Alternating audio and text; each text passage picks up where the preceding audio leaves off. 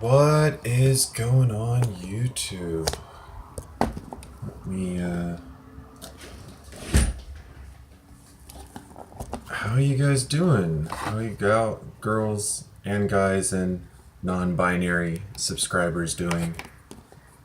See how modern the LA prepper is? I'm so modern, I use all the right words.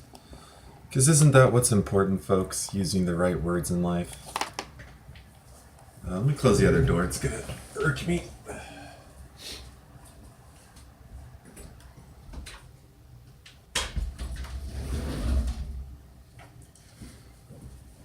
I don't mind physically living next to the freeway, and I actually grew up next to the freeway, which is ironic that I am next to the freeway again. I don't know why we just don't enclose them completely and scrub all the gas, harness some of the energy. You know, all those cars pushing all that air, that's an enormous amount of energy that we're wasting. We could be generating a very, very vast amount of energy from cars pushing air on freeways. And that might sound crazy, but it's free energy, people. In fact, ironically, if all you had was a freeway with some springs under it, like this, every time the cars drove over it, they would compress it down, and when the cars left, they would raise it back up again, right? And gravity is essentially doing the work, so the car really isn't doing a lot of extra work for this to take place.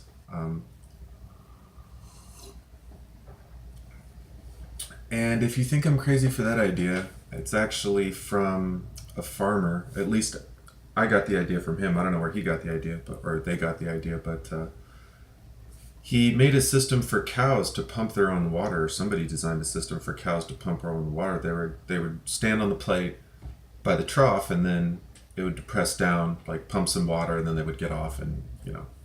So I don't think it pumped enough water for each cow, but I think collectively, like, if enough cows kind of just walk past it or on it. I don't know. I'm not the expert in the cow pump, but you know, I'm kind of crazy. I do think out the box a little bit, stuff like that. So anyways, what's going on, YouTube? It's been a while. Ugh, I've been busy. Been so busy.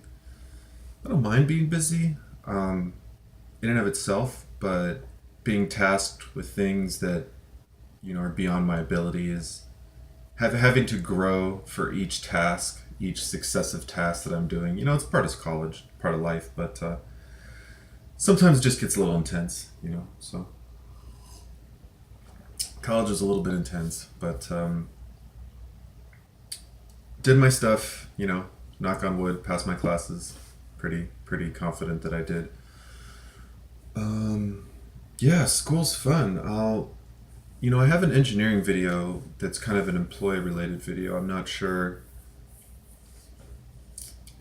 if I want to share it, only because I don't know how, you know, how private I want to keep my stuff, because I think I referenced some college stuff in there, so, you know, I don't know.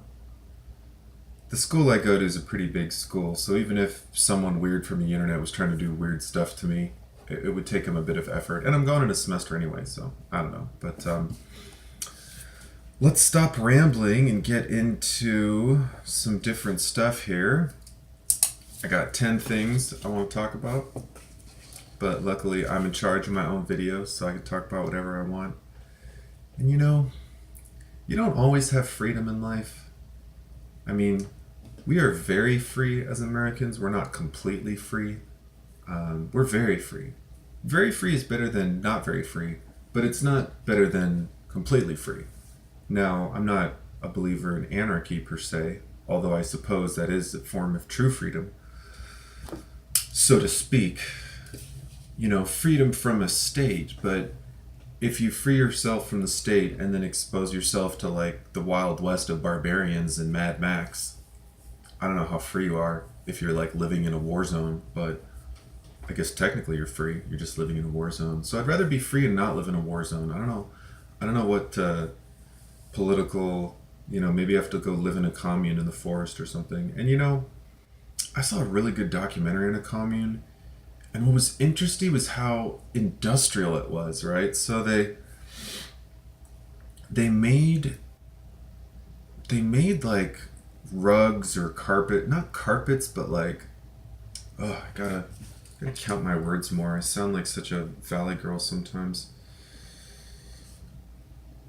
So that's another one of my bad words.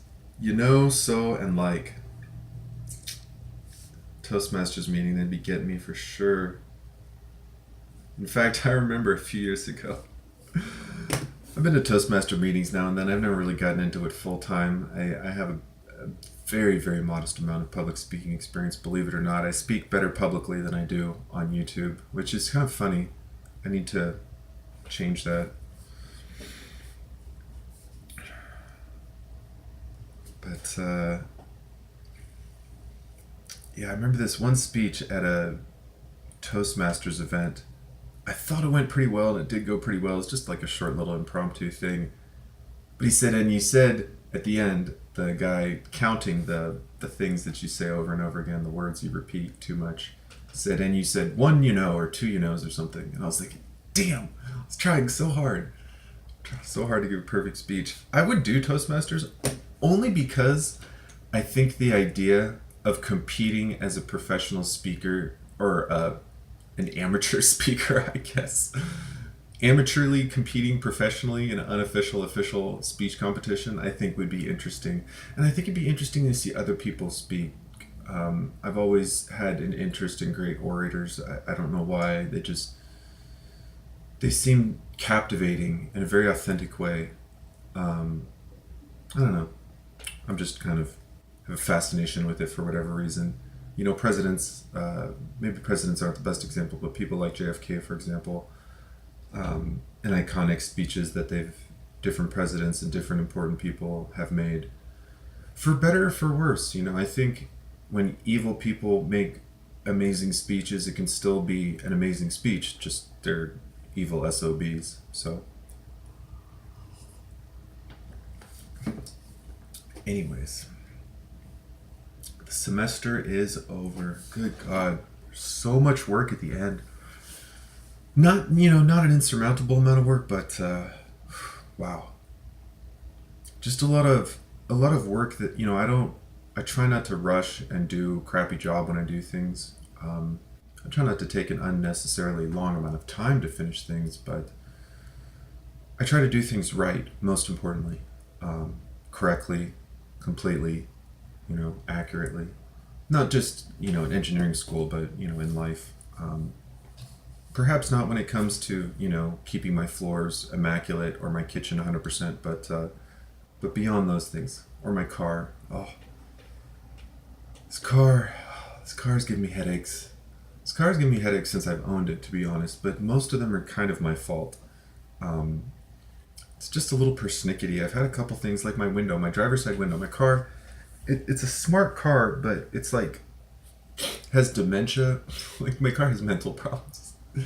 So it has 4 automatic windows that go all the way up and all the way down automatically from the driver's seat as well as individually from their own seats. Now, for any of you that have luxury cars, the automatic and the driver is pretty common. Driver and passenger are pretty common, both from the driver's and from the passenger's side. But the rear auto, not only do they go all the way down automatically, but they go full height. Full distance down, none of this child lock window shit.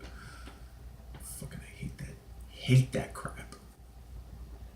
It's like you buy a car and they say, no, your window only goes down this far. If your kid's jumping out of the car, look, I'm sure there were probably kids that tried to jump out of windows, which is probably why they made them like that. Who knows, but probably at least one in all of history. God, what a terrible statistic to look up. But just for the sake of being a little more accurate.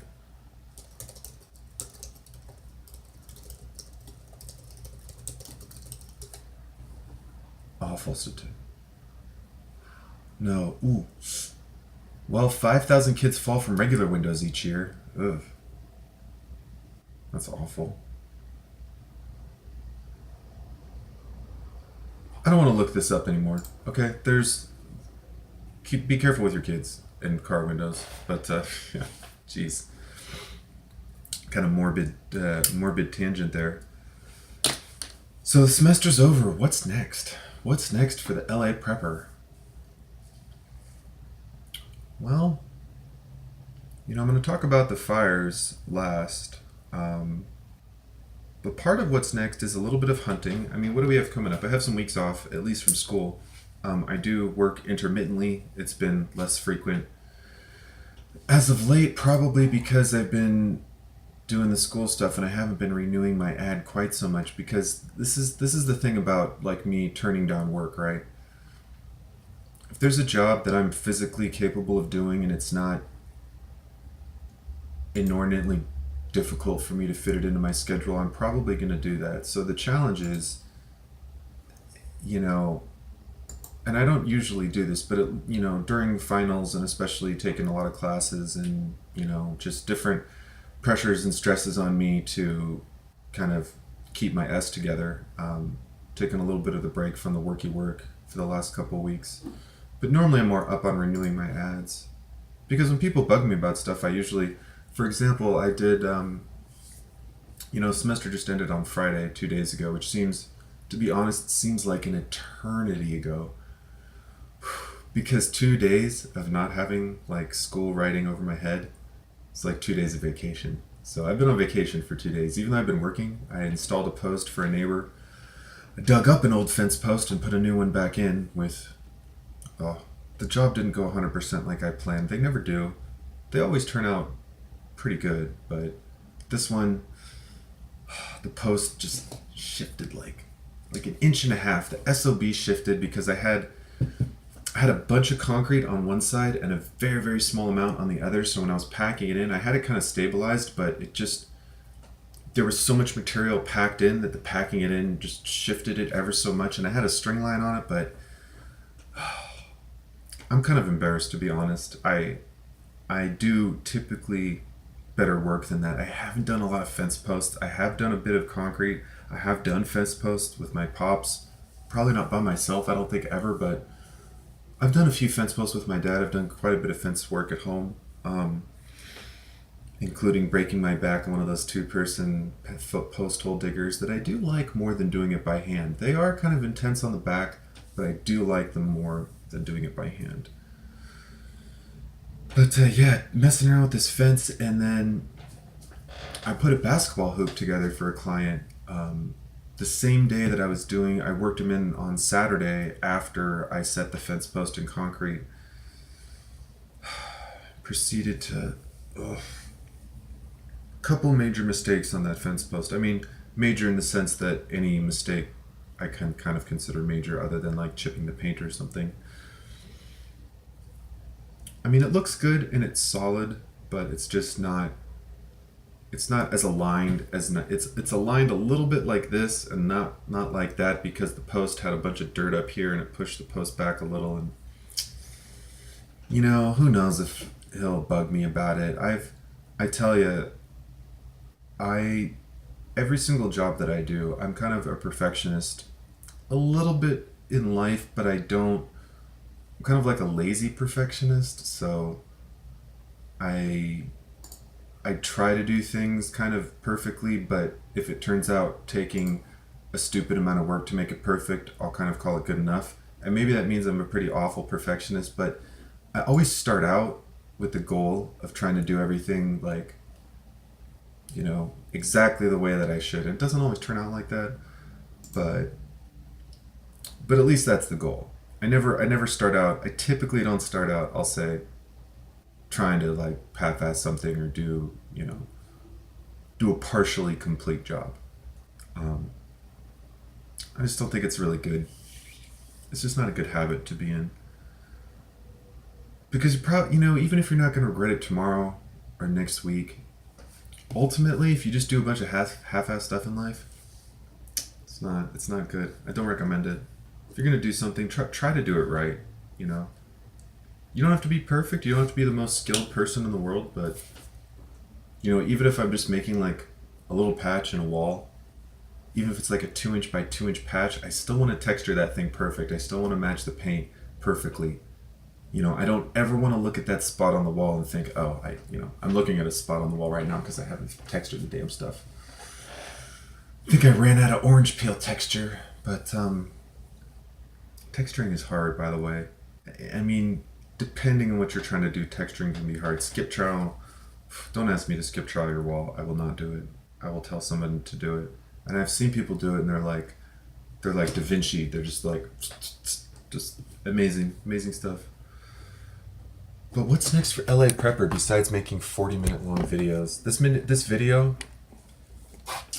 in honor of one of my subs who said I should make shorter videos recently. This video is going to be 29 minutes and 59 seconds long, exactly. So, just letting you know that. Got about 15 more minutes. What's next? We're going to get into the woods a little bit. We're going to go look for Sasquatch. And I say that half jokingly. I don't believe in a lot of stuff that most people don't believe in, but I do believe in aliens. I do believe in Bigfoot. I've never seen an alien. I've never had any experience, anything close, I don't think, to alien extraterrestrial life. Not to my knowledge. I might, if there's aliens walking around and there's some that look like us, I might have seen one. How crazy would that be, right? I guess you wouldn't really know, and is it that big of a deal? That's what's sort of, I think the funny part is that I'm going to be pissed, I tell you. If the government announces that aliens are real and all of a sudden funny looking aliens start showing themselves, or aliens start doing things that freak out humans to let them know that they're not from around here, whatever it is. And ultimately people kind of become okay with it, kind of like kids stare at their cell phones and people that didn't grow up with cell phones are like, why are you staring at your cell phone? If ultimately walking around with aliens just on the street like Men in Black or whatever becomes normal and people are just not worried about it, I don't know. I'm gonna be a little bit butthurt. I want to see people freak out about it a little bit because I'm expecting people to freak out about it. I would probably freak out a little bit at first, but I think eventually I'd be down to have like an alien friend or whatever. I don't think I would be that alienist, if that's the word, prejudiced against aliens. Unless they want to eat, my brains or I don't know, something like that. But I would suspect that, practically speaking, they range in variety as much as the species of the animal kingdom do. Some are predators, some are prey, some are more vicious, some are more placid. As far as Bigfoot, I'll tell you this, I can never confirm that I've seen Bigfoot, but I will admit that years and years ago I was in the forest in Washington with my folks, Washington State that is,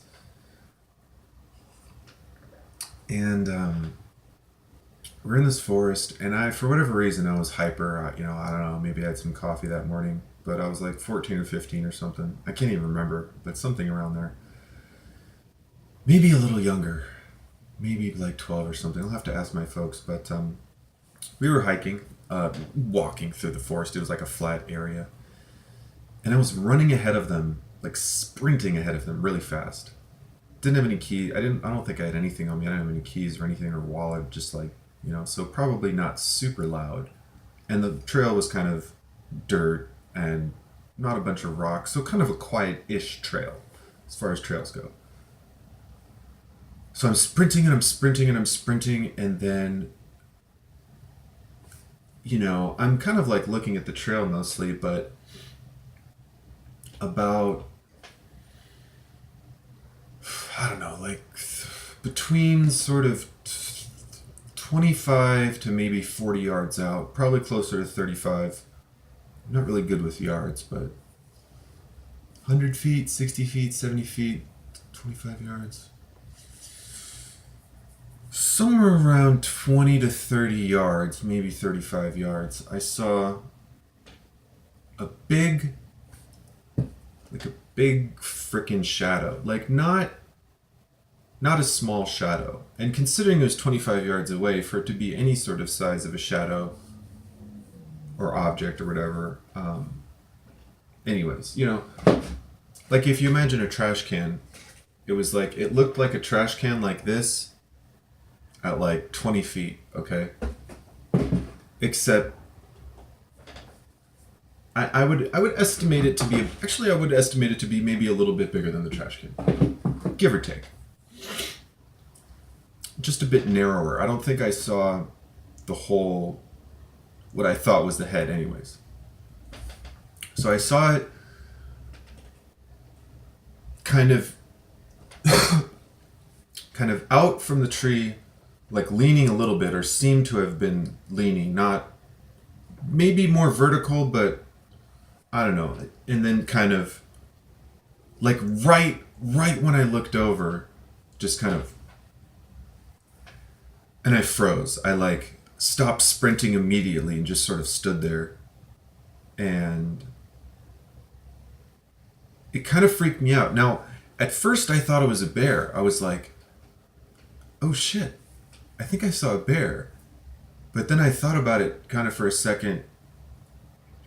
And I was like, it didn't really look like it was a bear. Because bears, do bears stand up on their legs? Sure. Is a bear going to be peeking out behind a tree at me? Yeah, I don't know about that. And if it was like the whole ass of a bear and this is the tree, like the bear would kind of go like this. It wouldn't just be like little bear ass sticking out of the tree and then, unless it had its like paw around the tree. I mean, a bear paw on the backside of a tree definitely could have been something like that. That would kind of make sense too. But it didn't look like it was on the tree. It looked like it was next to the tree. So I stopped. I froze. Got a little bit nervous and just sort of... The most nervous because I couldn't tell what it was, right? I don't see a lot of things in life that I don't know what they are. But that was something that I was pretty sure I saw something, and I really wasn't really sure what it was.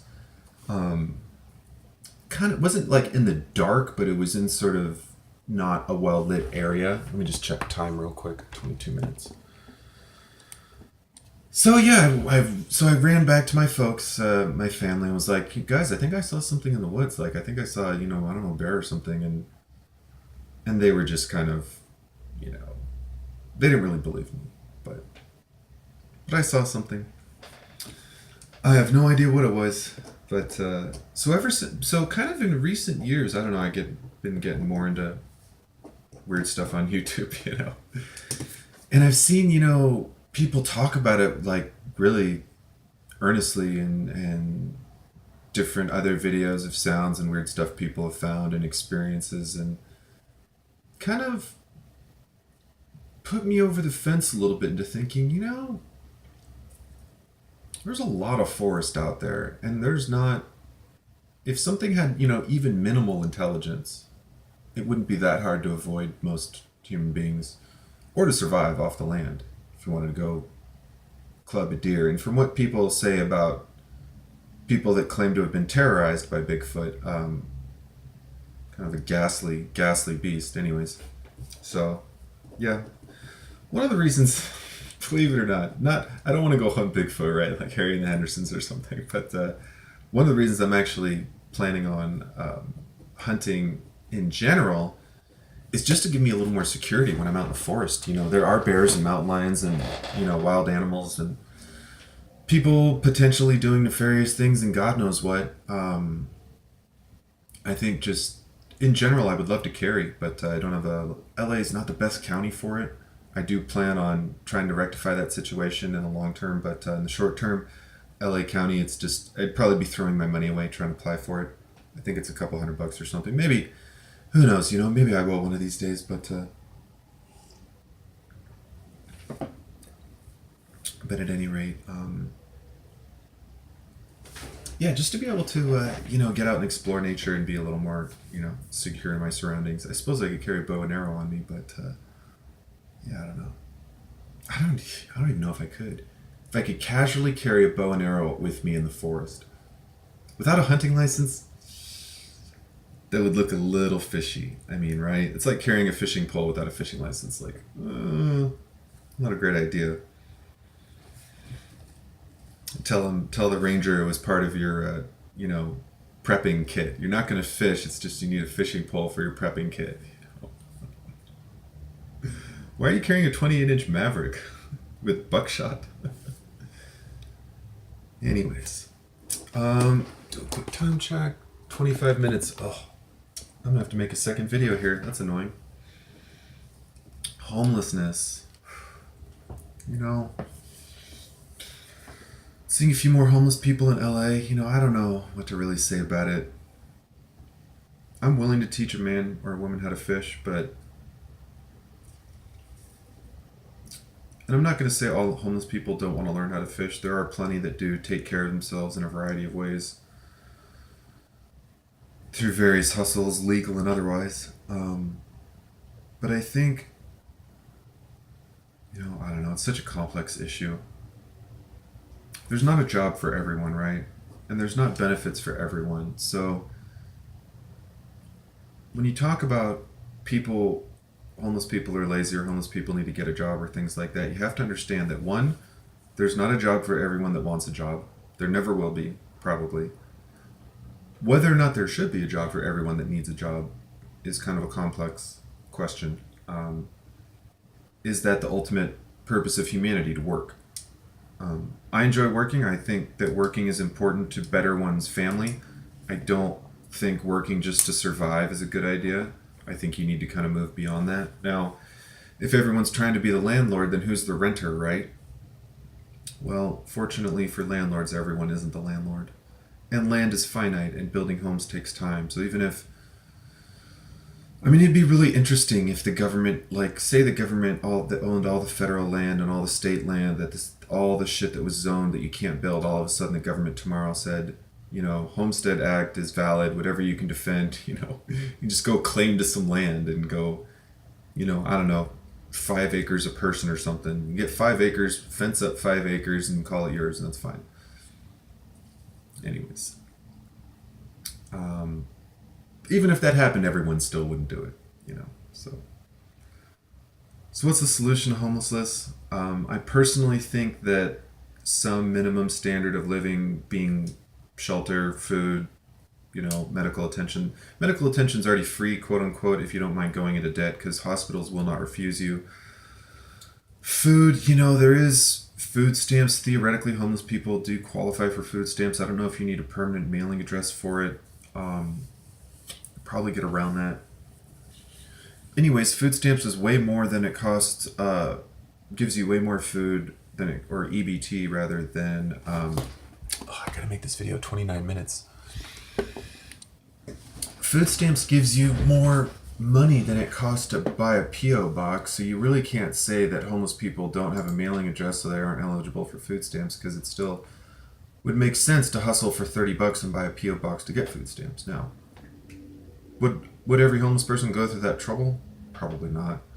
It'd be an interesting experiment to dress up like a homeless person and go into a bunch of P.O. boxes and see if, to really sell it though, you gotta kind of, depending on what stage of homelessness we're talking about. And I don't mean to make light of it. It's a really serious issue, but my personal belief is that we need to support people that can't support themselves and try to help them get back on their feet. Not just necessarily into a factory job, but contributing to society. There's so many ways to contribute to society, and if we value work because work contributes to society, then why don't we pull work out of that and say, okay, let's get people to contribute to society. Doesn't always have to be work, okay? Doesn't always have to be work. That's a big myth, I think, that the only way to contribute to society is through work. Yeah, volunteer work helps, but there's a lot of, alright, I'm going to end it on the space station here so I can keep it perfect time. There's a lot of ways to contribute, to make America great, to make the country that you live in great. Doesn't just have to be work. It could be helping your friends, helping your community. I don't know, imagine like a homeless neighborhood watch program. Like giving homeless people free cell phones and letting them know that if they ever see crazy stuff, they can anonymously call it in, and if something happens, maybe we can kind of help them out with something, I don't know. But That's all for now. We got to keep this video to 29 minutes and 59 seconds because I can't be making 30-minute videos. Thanks all, like, comment, subscribe, and I'll see you later.